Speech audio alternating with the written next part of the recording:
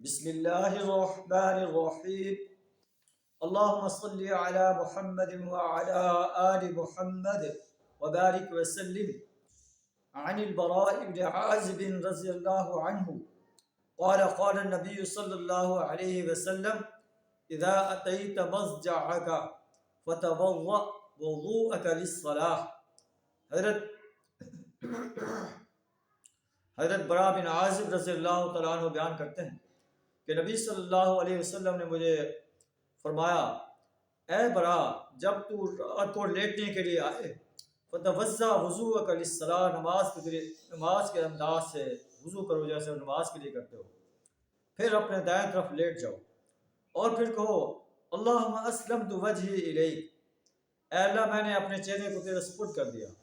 وفوضت امری الیک، میں نے اپنے امور تیرے سپرد کر دیے،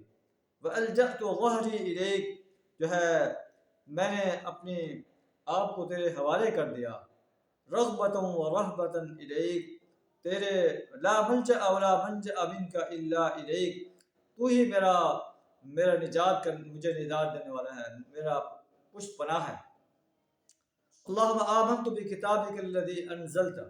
اے اللہ میں تیری اس کتاب پر ایمان لایا جو تو نے نازل کی ہے، ونبیک الذی ارسلت، اس نبی پر ایمان لایا ہوں جو تو نے جو ہے بھیجا ہے۔ تو اللہ کے رسول صلی اللہ علیہ وسلم فرماتے ہیں: اے براء، جب تو یہ الفاظ پڑھ لے گا، اپنے آپ کو اللہ کے سپرد کر دے گا، اللہ کی وحدانیت کا اقرار کرے گا، اللہ کے رسول صلی اللہ علیہ وسلم کی رسالت کا اقرار کرے گا اور کتاب انقلاب کا اقرار کرے گا، اگر اس انداز سے